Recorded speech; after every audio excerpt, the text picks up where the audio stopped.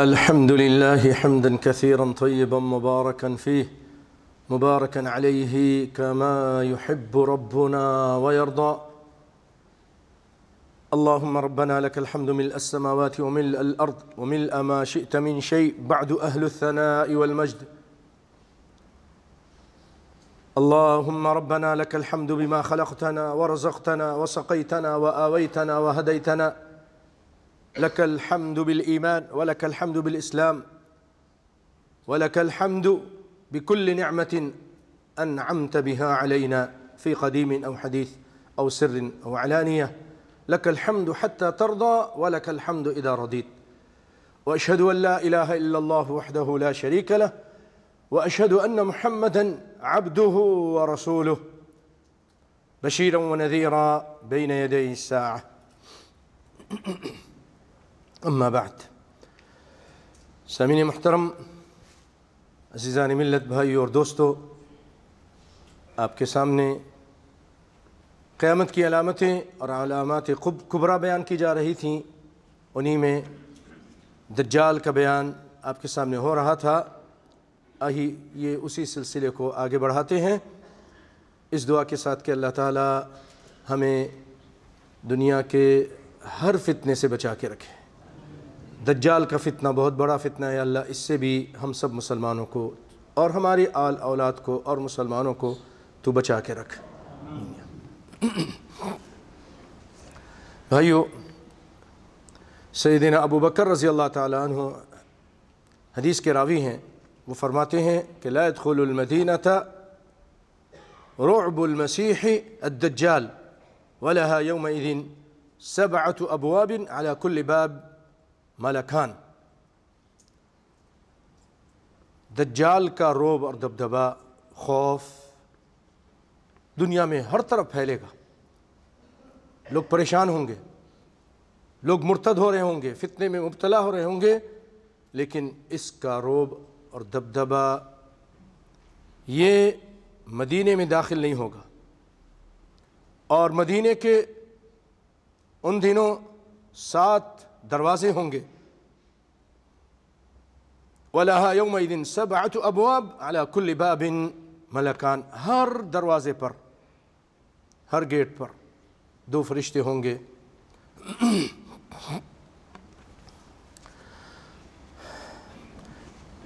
اور سیدنا ابو ہریرہ رضی اللہ تعالیٰ عنہ روایت کرتے ہیں نبی صلی اللہ علیہ وسلم سے کہ علی انقاب المدینۃ ملائکۃ لا يدخلها الطاعون ولا الدجال. اللہ اکبر. کہ مدینے کے راستوں پر فرشتوں کا پہرا ہے، فرشتے پہرا دیتے ہیں. یہاں نہ طاعون داخل ہو سکتا ہے، طاعون کی بیماری نہیں آ سکتی، اور نہ ہی دجال. بھائیو، کائنات کے امام صلی اللہ علیہ وسلم جب سے یہ حدیث بیان فرمائی ہے، آپ نے دعا بھی کی تھی مدینے کے لیے. اس وقت سے لے کر آج تک دنیا میں بے شمار جگہوں پہ طاعون بیماریاں پھیلی ہیں، لیکن مدینہ ایک ایسی جگہ ہے، نبی کائنات صلی اللہ علیہ وسلم کی یہ پیشن گوئی اور آپ کی دعاؤں کا اثر کہ آج تک وہاں پر طاعون نہیں پھیلا. بھائیو، پھر بھی ہم ایمان نہیں لائیں، آپ کی بہت ساری باتوں کو چھوڑ دیں. ایمان تو یہ ہے نا، بظاہر تو سب کہتے ہیں ہم آپ سے محبت کرتے ہیں، ایمان لاتے ہیں، لیکن جب آپ کی صحیح بات آتی ہے ہم پیچھے ہٹ جاتے ہیں، تذبذب کا شکار ہو جاتے ہیں، نہیں مانتے ہیں. بہت سارے مسئلے میں، عقائد کے مسئلے میں، اعمال کے مسئلے میں، تجارت کے مسئلے میں، لین دین کے معاملات میں پیچھے ہٹ جاتے ہیں، چھوڑ دیتے ہیں. اور بھائیو، نبی کی حدیث، اگر اللہ نہ کرے آپ سچے نبی نہ ہوتے تو آپ کی بات جھوٹی ہوتی. کتنی مرتبہ طاعون پھیلتا، لوگ دیکھتے، لیکن آج تک نہیں پھیلا. جس طرح آپ کی یہ بات سچی ہے، کائنات کے امام کی ہر بات صلی اللہ علیہ وسلم کی سچی ہے. ایمان لاؤ بھائیو. کیوں کہ آپ کی بات اللہ کی طرف سے ہوتی ہے. وما ينطق عن الهوى ان هو الا وحی یوحى. اپنے ملا کی بات کو چھوڑ دو، اپنے امام کی، اپنے بزرگ کی، اپنے بڑے کی، سب کی باتیں، ماں باپ کی، پروفیسر کی، دکتور کی بات محمد مصطفیٰ کے مقابلے میں سب کی بات کو چھوڑ دو صلی اللہ علیہ وسلم، کیونکہ دنیا کے ہر آدمی کی بات جھوٹی ہو سکتی ہے، اس میں شک ہو سکتا ہے، لیکن کائنات کے امام صلی اللہ علیہ وسلم کی بات میں شک ہو سکتی نہیں۔ اس کو بخاری نے روایت کیا ہے کہ طاعون نہیں داخل ہوگا، دجال بھی نہیں داخل ہوگا۔ ایک اور آپ کو عجیب سی حدیث سناتا ہوں۔ بھائیو، آپ کو یہ معلوم تو ہوگا جب نبی کائنات صلی اللہ علیہ وسلم کی زمانے میں جو مسجد تھی بہت چھوٹی تھی، بہت چھوٹی تھی، اور چھپر کی، لکڑیوں کی، کھپچوں کی تھی، اور فرش کنکریاں ہوتی تھی، ریت اور بالو ہوتے تھے، ٹھیک ہے۔ لیکن آپ صلی اللہ علیہ وسلم کی حدیث بیان فرما رہے ہیں جس میں یہ پتہ چل رہا ہے کہ یہ مسجد آئندہ جا کر بہت بڑی ہوگی، بہت بڑی ہوگی۔ آپ توجہ دیجئے، حدیث کو غور سے سنیے۔ سلسلہ احادیث صحیحہ ہے، صحیح روایت ہے، یہ مسند احمد میں ہے، مستدرک حاکم میں ہے، اور امام حاکم نے اس کو مسلم کی شرط پہ کہا ہے کہ مسلم کی شرط پر ہے، یہ جو امام مسلم نے شروط لگائے ہیں حدیث کے صحیح ہونے کے لیے وہ اس میں پوری ہوتی ہے۔ کیا حدیث ہے؟ یجیء الدجال، دجال آئے گا، جب وہ دنیا میں نکل جائے گا، پھرے گا، پوری دنیا میں جائے گا، اب مدینے کی طرف آئے گا۔ فیصعد احدا، جبل احد پہ چڑھے گا، فینظر الی المدینہ، ادھر سے مدینہ شریف کی طرف نظر کرے گا، فیقول لاصحابہ هل تدرون هذا القصر، وہ کہے گا تم کو معلوم ہے یہ کس کا قصر ہے؟ وہ چھوٹی سی مسجد آج دیکھیں کتنی بڑی ہے، دور سے ہی ماشاءاللہ سے چمکتی ہوئی نظر آتی ہے، خوبصورت لائٹنگ ہے، مینار ہیں، دور سے، بہت دور سے اگر کوئی گاڑی پہ آ رہا ہو تو رات کے ٹائم پتہ چل جاتا ہے کہ وہ مسجد نبوی ہے، بڑی ہو گئی، محل کی طرح ہو گئی۔ وہ کہے گا ھذا القصر، اللہ اکبر، نبی نے جو فرمایا آج ہم اس کو دیکھ رہے ہیں کہ وہ قصر جیسی بن جائے گی، بہت بڑی ہو جائے گی۔ ابھی اور بھی توسیع ہو رہی ہے حرم شریف میں، حرمین میں۔ تو وہ کہے گا کہ قصر کو دیکھا ہے، قصر الابیض، اور آج بھی کوئی دور سے دیکھے تو بالکل وائٹ مسجد نبوی نظر آتی ہے، تو قصر الابیض کہے گا۔ اللہ اکبر، ھذا مسجد احمد، پھر وہ خود ہی کہے گا، یقول دجال ھذا مسجد احمد صلی اللہ علیہ وسلم، یعنی محمد صلی اللہ علیہ وسلم کی یہ مسجد ہے، آپ کا نام احمد بھی تھا، آپ کا نام محمد بھی تھا۔ ثم یأتی المدینہ، پھر مدینے کی طرف آنے کی کوشش کرے گا، فیجد علی کل نقب من انقابها ملکا مسلطا سیفہ، جب وہ دروازوں پہ آنے کی کوشش کرے گا تو ہر دروازے پر فرشتہ کھڑا ہوگا تلوار سوتے ہوئے، آنے نہیں دے گا، طاعون نہیں آ سکتا، دجال بھی آ سکتا نہیں۔ اور میں نے پچھلی مرتبہ حدیث سنائی تھی کہ جو وہاں منافقین رہتے ہیں نا، ابھی بھی ہیں بہت سارے، زمین وہاں پر جب جھٹکے لے گی سارے منافقین وہاں سے نکل بھاگیں گے۔ بھائیو، یہ دجال جو ہے ایک بہت بڑا فتنہ ہوگا، مسلمانوں کے لیے آزمائش ہوگی، اللہ تعالیٰ ایمان کے امتحان لے گا، میرا یہ بندہ ایمان پر، توحید پر قائم رہتا ہے کہ نہیں رہتا ہے، یہ امتحان ہے۔ دنیا میں بہت سارے امتحان ہیں۔ افحسب الذین کفروا، جیسے قرآن پاک میں فرمایا الف لام میم احسب الناس ان یترکوا ان یقولوا آمنا وهم لا یفتنون، کیا یہ آزمائے نہیں جائیں گے؟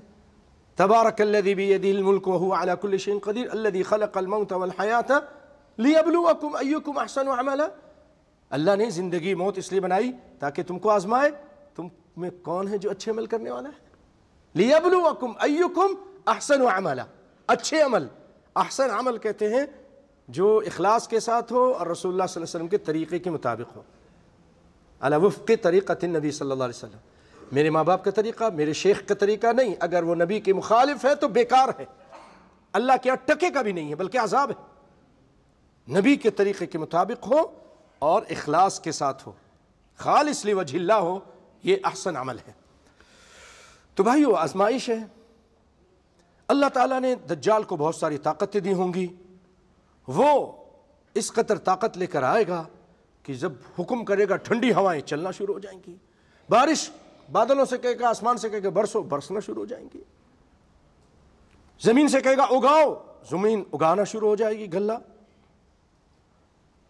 لوگوں کو گمراہ کرنے کے لیے بے شمار حربے استعمال کرے گا تاکہ لوگ اس پر ایمان لے آئیں، اس کی بات مانیں، لوگوں کو خوشحالی دے گا۔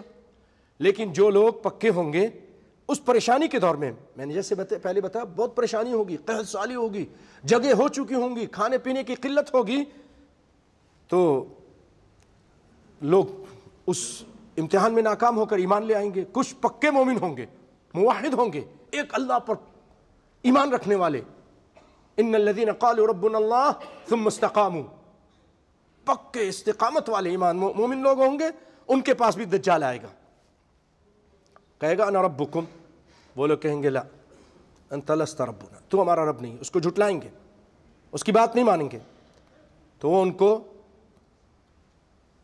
ان کی فصلوں کو تباہ کر دے گا، اور ان کو پکڑ پکڑ کے جو ان کے پاس، اس کے دجال کے پاس جہنم ہوگی نا، آگ، اس میں پھینکے گا، یہ عذاب دے گا لوگوں کو، جو حقیقت میں گرتے ہی ان کے لیے جنت بن جائے گی، اللہ اس کو جنت بنا دے گا، وہ جنت ہوگی، حدیث میں ہے۔ اسی لیے آپ صلی اللہ علیہ وسلم فرماتے ہیں کہ جو شخص بھی تم میں سے دجال کے فتنے میں مبتلا ہو، یعنی اس زمانے موجود ہو اور اس کا سامنا ہو جائے، تو اس کی آگ کو ترجیح دے، آگ میں بولو کہ ٹھیک ہے پھینک دو آگ میں، مشکل نہیں، کیونکہ اس کے ساتھ جو پانی ہے، ماؤہ نار ونارہ ماء، اس کے جو پانی ہے وہ آگ ہے، اور جو آگ ہے وہ پانی ہے، ٹھنڈا میٹھا پانی ہے، اور یہ جو کچھ بھی کرے گا یہ اللہ کی طاقت سے کرے گا، اللہ نے اس کو طاقت دی ہوگی۔ جیسے دنیا میں کوئی بڑا ظالم بادشاہ ہوتا ہے، بڑے لوگوں کو تکلیف دیتا ہے، آزمائشوں میں مبتلا کرتا ہے، مارتا ہے، طاقت اللہ ہی کی ہے، اللہ جب چاہتا ہے پھر اس سے طاقت لے لیتا ہے، اس کو ذلیل و خوار کر کے دنیا کے سامنے رسوا کر دے۔ فرعون کو رسوا کیا کہ نہیں کیا؟ نمرود کا نام مٹایا کہ نہیں مٹایا؟ بڑے بڑے آئے یہاں، لاکھوں خان وغیرہ سب تباہ و برباد ہو گئے، طاقتیں ملیں، آج بھی بہت سارے ظالم ہیں، طاقتیں دی ہوئی ہیں، اللہ تعالیٰ ان کو بھی آزما رہا ہے کہ تم کو میں نے طاقت دی ہے، تم میرے لیے، میرے اسلام کے لیے، میرے دین کے لیے، میرے نبی کی کتنی بات مانتے ہو، اور لوگوں کو بھی آزما رہا ہے کہ یہ تمہاری آزمائش ہے، تم دین اسلام پر کس قدر ثابت قدم ہو۔ سیدنا مغیرہ بن شعبہ رضی اللہ تعالیٰ عنہ فرماتے ہیں کہ میں دجال کے بارے میں اس قدر پوچھتا تھا کہ کوئی اور نہیں پوچھتا تھا، دجال کے بارے میں۔ مغیرہ بن شعبہ بڑے زبردست صحابی ہیں، بڑے فاتح قسم کے انسان ہیں، بڑے ذہین اور فتین انسان ہیں، بڑے ان کے کارنامے ہیں اسلام کے لیے۔ تو كان يسأل كثيرا عن الدجال، قلت فقال النبي صلى الله عليه وسلم لماذا تسأل أنت؟ قلت لأنهم يقولون إن معه جبل خبز ونهر ماء، قال أهون على الله من ذلك۔ مغیرہ بن شعبہ نے کہا میں اس لیے زیادہ پوچھتا ہوں، میں نے یہ سنا ہے لوگ یہ کہتے ہیں کہ اس کے ساتھ روٹیوں کا پہاڑ ہوگا، یعنی اناج لے کر کھانا پینا لے کے چلے گا، لوگوں کے پاس کھانا نہیں ہوگا، وہ کھانے کی فیکٹریاں لے کے چلے گا، سمجھو کہ گودام لے کر کھانا پینا لے کے چلے گا، روٹی، اور اس کے پاس پانی ہوگا۔ تو آپ صلی اللہ علیہ وسلم فرمایا اہون علی اللہ من ذلک، یہ جو بھی باتیں کر رہا ہے، دکھا رہا ہے، دکھائے گا، اللہ کے لیے یہ سب چیزیں بہت ہی ہلکی پھلکی ہیں، اللہ تو اس سے بھی بڑے بڑے کارنامے انجام دیتا ہے، بڑے بڑے کام کرتا ہے۔ اور بھائیو،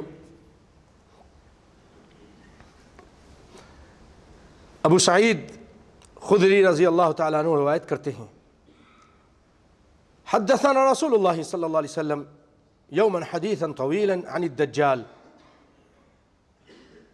فكان فيما يحدثنا به انه قال، آپ نے جو حدیث بیان کی اس میں ایک حدیث یہ تھی یأتی الدجال وهو محرم علیہ ان يدخل نقاب المدینہ، مدینہ میں داخل نہیں ہو سکے گا.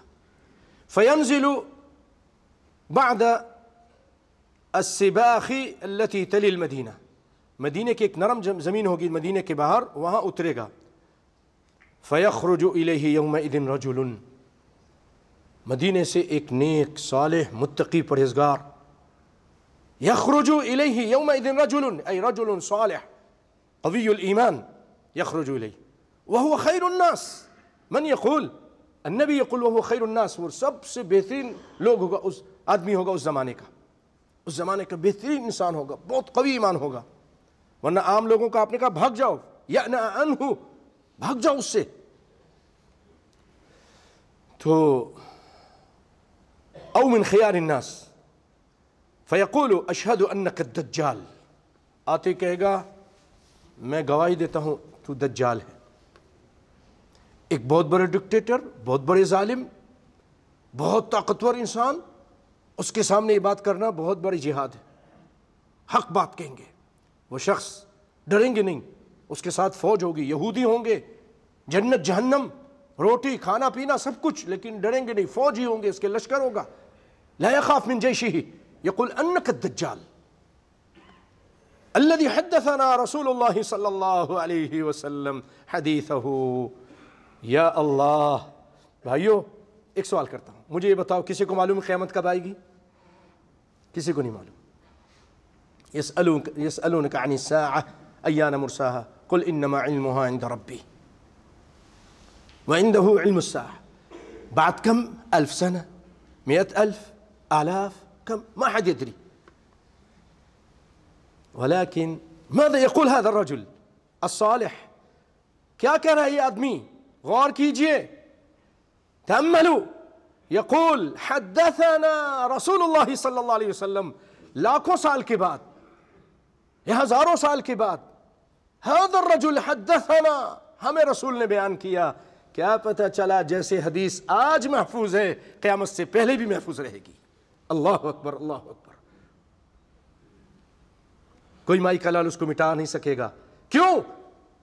بھائیو اللہ تعالیٰ نے حفاظت کی ذمہ داری لی اور کہا انا نحن نزلنا الذکر وانا له لحافظون. ہم نے یہ ذکر اتارا ہے، ہم نے یہ دین اسلام قرآن اتارا، قرآن کی شرح حدیث ہے وہ اتاری، وہ اتاری. الا انی اوتیت القرآن ومثلہ معہ، لوگوں مجھے قرآن دیا گیا ہے اور اس کی طرح ایک چیز یعنی حدیث دی گئی ہے.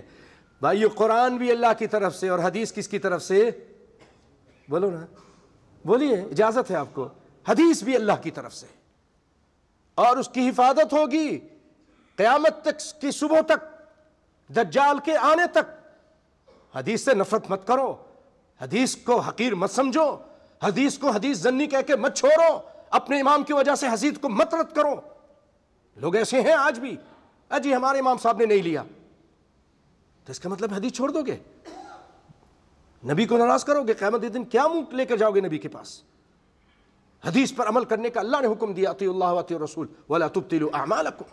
اللہ کی اطاعت کرو، اس کے رسول کی اطاعت کرو، اپنے اعمال کو ضائع مت کرو. تم حدیث کے خلاف نماز پڑھتے ہو، اعمال نہیں قبول ہوں گے. جب تم کو معلوم چل جائے پھر بھی اس کے خلاف کرو تو اعمال نہیں قبول ہوں گے. ایک شخص سے معلوم نہیں ہے، وہ اللہ کا معاملہ ہے اس کے پاس. حدیث کو حقیر مت سمجھو. بھائیو آج 1400 سال گزر چکے ہیں اللہ کے فضل کرم سے، کوئی مائی کلال حدیث کو بدل نہیں سکا. جس طرح بخاری نے حدیث لکھی اسی طرح ہے، جس طرح عمر بن عاص نے نبی کے زمانے میں حدیث لکھی وہ صحیفہ اسی طرح ہے. کیا سمجھ رکھا ہے؟ یہ دین ہے. کتنی زبردست بات. وہ کہہ رہا ہے کہ حدثنا رسول اللہ، رسول اللہ نے ہم کو جو بیان کیا ہے حدیثہ، میں گواہی دیتا ہوں اس حدیث کی روشنی پہ کہ تو دجال ہے. فیقول الدجال ارأیتم، یقول لاصحابہ لجیشہ ارأیتم ان قتلت هذا ثم احییتہ، میں اس کو قتل کر دوں پھر اس کو زندہ کروں، هل تشکون فی الامر، میرے کام میں شک کرو گے کہ میں رب ہوں کہ نہیں ہوں؟ پھر تو نہیں شک کرو گے، نہ مانو گے نہ مجھے میں رب ہوں. فیقولون لا، اس کے جو چیلے چپاٹے ہوں گے وہ کہیں گے نہیں، ہم آپ پہ شک نہیں کریں گے، آپ اس کو قتل کریں پھر زندہ کر کے دکھائیں۔ فَهُوَ يَقْتُلُهُ ثُمَّ يُحْيِي فَيَقْتُلُهُ ثُمَّ يُحْيِي، اس کو زندہ کرے گا۔ فَلَمَّا يَقُومْ هَذَا الْمُجَاهِدْ هَذَا رَجُلٌ صَالِحٌ التَّقِي النَّقِي فَيَقُولُ وَاللَّهِ مَا كُنْتُ فِيكَ أَشَدَّ بَصِيرَةٍ مِنِّي الْيَوْمِ، اب تو جتنا ایمان تیرے جھوٹ اور تیرے دجال ہونے پر میرا اب بڑھ گیا ہے، زندہ ہونے کے بعد کہے گا، اتنا پہلے نہیں تھا۔ فَيُرِيدُ الدَّجَّالُ أَن يَقْتُلَهُ فَلَا يُسَلَّطُ عَلَيْهِ، اب دجال پھر بڑھے گا اس کو قتل کرنے کے لیے، ما يقدر، اللہ لا يسلطه علیہ مرہ اخرى، دوسری مرتبہ مرہ ثانی اللہ اس کو مسلط نہیں ہونے دے گا۔ اسی طرح آئیے ایک اور روایت سناتا ہوں، حدیث کہ حضرت نواس بن سمعان رضی اللہ تعالی عنہ یہ روایت کرتے ہیں،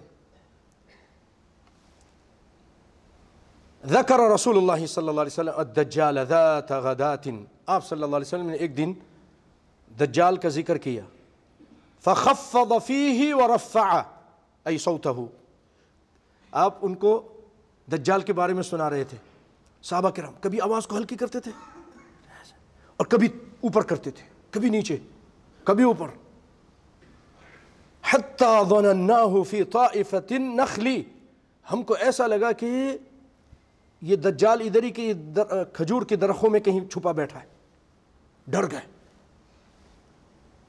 فلما رحنا الیہ، آپ کا اسلوب بھی تھا اتنا اچھا اعلیٰ عرفہ اسلوب، کبھی آواز بلند کرتے کبھی نیچے کرتے، آدمی کو یقین آ جاتا کہ واقعی یہیں کہیں دجال چھپا بیٹھا، اس طرح آپ بیان کر رہے تھے، یہ آپ کی خطابت تھی، ایک اسلوب تھا، ہذا اسلوب النبی صلی اللہ علیہ وسلم۔ حتی ظننا فی طائفۃ النخل فلما رحنا الیہ عرف ذلک،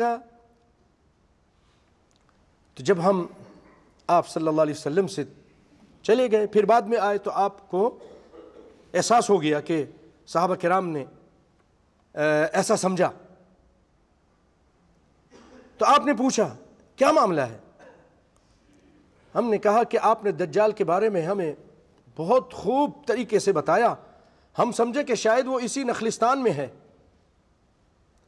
بھائیو یہ حدیث کیونکہ لمبی ہے، میں انشاءاللہ اس کو آئندہ آپ کے سامنے مکمل کرنے کی کوشش کروں گا۔ سمعان بن نواس بن سمعان رضی اللہ تعالیٰ عنہ کی روایت آئندہ اللہ نے چاہا تو آپ سنیں گے۔ آئیے جو چھوٹی چند روایتیں ہیں وہ بیان کرتا ہوں، اور اس کے بعد ایک دو کچھ اہم مسئلے ہیں رجب سے متعلق وہ آپ کے سامنے کرنا چاہوں گا۔ سیدنا ابو ہریرہ فرماتے ہیں کہ 3 باتوں کی وجہ سے جنہیں میں نے رسول اللہ صلی اللہ علیہ وسلم سے سنا ہے، میں بنو تمیم کو ان سے ہمیشہ محبت کرتا ہوں۔ بنو تمیم ایک قبیلہ ہے عرب میں، آج تک ہے۔ آپ صلی اللہ علیہ وسلم فرمایا ہم اشد امتی علی الدجال، بنو تمیم دجال پر میری امت میں سب سے سخت اگر کوئی ہوں گے تو بنی تمیم کے لوگ ہوں گے۔ بنی تمیم، محمد بن عبد الوہاب بھی انہی میں سے تھے رحمۃ اللہ علیہ، تمیمی تھے۔ اللہ اکبر۔ اور کچھ باتیں انشاءاللہ وہ آئندہ اللہ نے چاہا تو۔ آئیے بھائیو، یہ رجب کا مہینہ ہے، اور آپ کو معلوم ہے ان عدۃ الشہور عند اللہ 12 شہرا فی کتاب اللہ یوم خلق السماوات والارض منها 4 حرم، جب سے اللہ تعالیٰ نے زمین آسمان پیدا کیا ہے، اس کی پیدائش کی ہے، اس وقت سے اللہ تعالیٰ نے 12 مہینے بنائے ہیں، 4 اس میں سے حرمت والے ہیں، اور اس میں سے ایک رجب ہے، ذو القعدہ، ذی الحج، محرم و رجب مضر، رجب ہے۔ مضر ایک قبیلے کا نام تھا، اور وہ اس قبیلے کے بارے میں یہ آیا ہے کہ وہ اس رجب کا بڑا احترام کرتے تھے. کانوا یحترمون قبیلۃ مضر. اور یہ بھی آیا ہے کہ وہ عرب جو ہے یہ زمانے میں مہینے کو بدل دیتے تھے. قافلہ دیکھتے تھے اس کو لوٹنے کے لیے، تو مثلا محرم کا مہینہ وہ کہتے تھے نہیں یہ محرم کا نہیں ہے، اس کو کوئی اور مہینہ بنا دو، شعبان کا بنا دو، ذوالقعدہ کا بنا دو، جو محرم نہیں ہوتا تھا مہینہ، اور لوٹ مار کرتے تھے اور اس مہینے کو بدل دیتے تھے اپنی مرضی سے. انما النسیء زیادۃ من الکفر، یہ آگے پیچھے کرنا مہینے کو، یہ اس کو نسی کہا ہے. لیکن وہ رجب کے مہینے کو نہیں بدلتے تھے، رجب کو رجب ہی رہنے دیتے تھے. اس لیے نبی صلی اللہ علیہ وسلم نے اس کی نسبت اس قبیلے کی طرف کی، رجب و مضر. تو یہ مہینہ حرمت والا ہے. فلا تظلموا فیہن انفسکم، اس میں ظلم مت کرو. بھائیو جب رحمت یہ حرمت والا مہینہ ہو تو اس میں ظلم نہیں کرنا چاہیے، اور مہینے میں بھی نہیں. اس مہینے میں زیادہ گناہ، محرم، ذوالقعدہ، ذوالحج اور محرم اور رجب. مثلا یہ مسجد ہے، حرمت والی جگہ ہے، حرم شریف حرمت والی جگہ ہے، ٹھیک ہے، آپ وہاں نیکی کرتے ہیں، بہت زیادہ اجر ہے. ایک نماز پڑھتے ہیں 1,00,000 کی نماز کا ثواب ملتا ہے، ٹھیک ہے. لیکن اگر وہاں پر گناہ کریں تو عذاب بھی زیادہ ہے نا، بہت عذاب ہے. وَمَن يُرِدْ فِيهِ بِإِلْحَادٍ بِظُلْمٍ نُذِقْهُ مِنْ عَذَابٍ أَلِيمٍ. حرم شریف میں جو صرف ارادہ کرتا ہے، پکا ارادہ کرتا ہے کسی کام کا، غلط کام کا، تو اس کو عذاب علیم چکھاتے ہیں. اللہ کہتے ہیں میں اس کو عذاب علیم چکھاؤں گا. معمولی نہ سمجھے حرم کو، بہت بری بیماریوں میں، مشکلوں میں، پریشانیوں میں، ذلت اور رسوائیوں میں اس کو ڈال دیتے ہیں. کچھ چوری کرتے ہیں، کچھ خامخواہ تاکہ جھانکی کرتے ہیں، عورتوں کو کوئی ایسے ہے، کچھ بھی غلط پکا ارادہ کہ میں یہ کروں گا اور کر لے تو بہت بڑا عذاب ہے، ٹھیک ہے. اسی طرح میرے پیارے بھائیو، یہ جو حرمت والے مہینے ہیں اس کی بھی حرمت ہے. اس میں نیکی کریں گے اللہ کو پسند، جب گناہ کریں گے تو اللہ کو ناپسند، زیادہ ناپسند، عذاب بھی زیادہ ہے. جہاں نیکی کا ثواب زیادہ ہے وہاں پر برائی کا عذاب بھی زیادہ ہے. نبی کی بیویاں تھیں، نبی کی بیویاں، ان کو نیکی کرنے کا ثواب بھی زیادہ ہے تو ان کا گناہ کرنے کا عذاب بھی. وَمَن يَقْنُتْ مِنْكُنَّ لِلَّهِ وَرَسُولِهِ وَتَعْمَلْ صَالِحًا، نیکی کریں گے اور اگر کوئی گناہ کریں گے تو ان کا عذاب بھی زیادہ ہے. سورۃ احزاب میں اللہ نے فرمایا. اسی طرح بھائیو آپ یہ قیاس کر لیجئے. تو اس مہینے میں گناہوں سے بچیے، ظلم زیادتی سے بچیے. اللہ نے کہا کہ فَلَا تَظْلِمُوا فِيهِنَّ أَنفُسَكُمْ. اس میں بدعت سے بچیے. اس میں ایک بدعت یہ کرتے ہیں کہ اس مہینے کے بہت ساری کچھ بدعتیں ہیں، اس میں سے ایک صلاۃ الرغائب پڑھتے ہیں. پہلی رات کو، رجب کی پہلی رات کو کچھ نمازیں پڑھتے ہیں جو رسول اللہ سے ثابت نہیں ہیں. اسی طرح 27ویں شب کو مناتے ہیں معراج النبی صلی اللہ علیہ وسلم کے نام سے، جبکہ معراج کی تاریخ میں ہی سارے علماء کا اختلاف ہے. اس کے مہینے میں بھی اختلاف ہے کہ آپ کو شعبان میں ہوا کہ رمضان میں ہوا کہ رجب میں ہوا، کون سے مہینے میں ہوا. یہ دن منانا نبی صلی اللہ علیہ وسلم سے، یہ 27ویں رجب کو چراغاں کرنا جیسے ہمارے ملکوں میں کرتے ہیں، رسول اللہ سے ثابت نہیں ہے. اگر بھائیو یہ دن جیسا کہ آپ کو یہ مکے میں ہوا معراج، اس کے بعد مدینے میں رہے، آپ نے کبھی نہیں منایا، کبھی نہیں ذکر کیا، کسی حدیث میں دکھا دیجئے، تو پھر ہم کیوں مناتے ہیں؟ اور یاد رکھیے من احدث فی امرنا ھذا ما لیس منہ فہو رد. جس نے دین سمجھ کے دین میں کوئی کام، نیا کام کیا، وہ مردود کام ہے. بھائیو یہ تو رجب سے متعلق کچھ باتیں تھیں. کل ایک ساتھی نے سوال کیا تھا، بس اس سوال کا جواب دے کر اپنی بات کو ختم کرتا ہوں. وہ یہ کہ بہت سارے لوگوں نے پچھلے رمضان میں کسی وجہ سے روزے نہیں رکھے اور اب دوسرا رمضان آنے والا ہے، تو کیا کریں؟ تو بھائیو اس کا جواب یہ ہے، جن لوگوں نے روزے نہیں رکھے اور روزہ رکھنے کے قابل ہیں تو وہ ان دنوں میں قضا کر لیں۔ رمضان دوسرا شروع ہونے سے پہلے قضا کر لیں، عورتیں بھی اور مرد بھی، دوسرا رمضان شروع ہونے سے پہلے قضا کر لیں۔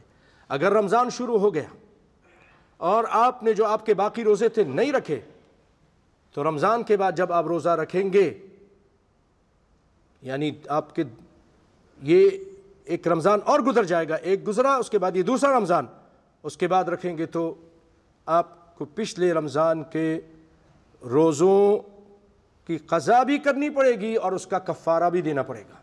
اتنی دیر کے 1 سال گزر گیا، ایک رمضان بھی گزر گیا، آپ نے روزے نہیں رکھے، تو اس کو روزے بھی رکھنے پڑیں گے اور کفارہ بھی ایک مسکین کو کھانا کھلانا پڑے گا۔ اس لیے جن لوگوں کے، جن عورتوں کے، جن مردوں کے مسافر تھے، وہ بیمار تھے، حیض سے تھیں، نفاس سے تھیں، ان کو چاہیے کہ اپنے روزے ان دنوں میں مکمل کر لیں۔ البتہ وہ عورتیں جو حمل سے ہوتی ہیں، حمل کی وجہ سے روزہ نہیں رکھا، پھر مرضعہ ہوتی ہیں، دودھ پلاتی ہیں، دودھ کی وجہ سے بھی روزہ نہیں رکھ سکتی، 3 سال تقریباً ان کا گزر جاتا ہے، 3 سال وہ اس طرح گزار دیتی ہیں، ان کے بارے میں عبداللہ بن عباس کا ہے کہ یہ لوگ معذور ہیں اور یہ فدیہ دیں گی۔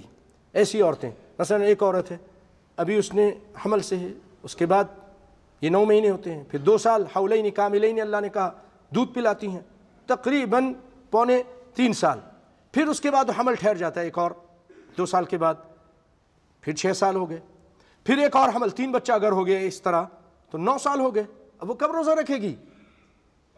اسی لیے یہ معذورین میں سے ہیں اور ان کے پر صرف فدیہ ہے، ان کے پر صرف فدیہ ہے، اطعام مسکین، ایک مسکین کو کھانا کھلا دیں، یہ ایسی عورتیں۔ باقی جو عورتیں ہیں جو جوان ہیں اور اس طرح حمل اور مرضعہ نہیں تھیں، اور اسی طرح مسافرین، مریض، دائمی مریض کی بات نہیں کر رہا، جو ہمیشہ بیمار رہتے ہیں ان کی بات نہیں کر رہا، ان کے پر تو روزہ معاف ہے، وہ بھی فدیہ دیں گے، ان کے گھر والے دیں گے۔ اور اسی طرح بوڑھا بالکل ہے، اس کو کچھ سمجھ نہیں ہے تو اس کے پر بھی روزہ اس طرح نہیں ہے، اس کے گھر والے اس کی طرف سے فدیہ دے دیں گے، یا وہ خود دے سکتا ہے تو دے دے گا، وہ تو نہیں قضا کریں گے۔ باقی جتنے لوگ ہیں اگر ان کا روزہ رہ گیا ہے، بھائیو یہ رمضان شروع ہونے سے پہلے پہلے اس کو قضا کیجئے، اور اللہ سے دعا ہے کہ اللہم بلغنا رمضان، اے اللہ تو ہمیں رمضان نصیب فرما، ویسر لنا الصیام والقیام، اللہم تقبل صیامنا وقیامنا وصالح اعمالنا۔ پیارے بھائیو، نبی صلی اللہ علیہ وسلم پر درود و سلام بھیجو، جن کے بارے میں اللہ تعالیٰ فرماتے ہیں ان اللہ ملائکتہ یصلون علی النبی یا ایھا الذین آمنوا صلوا علیہ وسلموا تسلیما۔ اللهم صل على محمد وعلى آل محمد كما صليت على إبراهيم وعلى آل إبراهيم إنك حميد مجيد. اللهم بارك على محمد وعلى آل محمد كما باركت على إبراهيم وعلى آل إبراهيم إنك حميد مجيد. اللهم أعز الإسلام والمسلمين وأذل الشرك والمشركين. اللهم دمر أعداء الدين واجعل هذا البلد آمنا مطمئنا سخاء رخاء وسائر بلاد المسلمين. اللهم آمنا في أوطاننا وأصلح أئمتنا وولاة أمورنا. اللهم وفقهم لما تحب وترضى وهيئ لهم بطانة صالحة يا رب العالمين. اللهم اغفر للمؤمنين والمؤمنات والمسلمين والمسلمات الأحياء منهم والأموات إنك سميع قريب مجيب الدعوات. ربنا هب لنا من أزواجنا وذرياتنا قرة أعين وجعلنا للمتقين إماما. اللهم إنا نسألك الجنة وما قرب إليها من قول أو عمل ونعوذ بك من النار وما قرب إليها من قول أو عمل. اللهم إنا نسألك من خير ما سألك منه عبدك ونبيك محمد صلى الله عليه وسلم ونعوذ بك من شر ما استعاذك منه عبدك ونبيك محمد صلى الله عليه وسلم. اللهم أعز الإسلام والمسلمين وأذل الشرك والمشركين. اللهم دمر أعداء الدين. اللهم من أراد بنا وللإسلام والمسلمين كيدا فاجعل كيده في نحره وأشغله في نفسه واجعل تدبيره دماره يا قوي يا عزيز. اللهم عليك بطاغية الشام والعراق. اللهم عليك بسائر الطغاة والمفسدين. اللهم احصهم عددا واقتلهم بددا ولا تغادر منهم أحدا.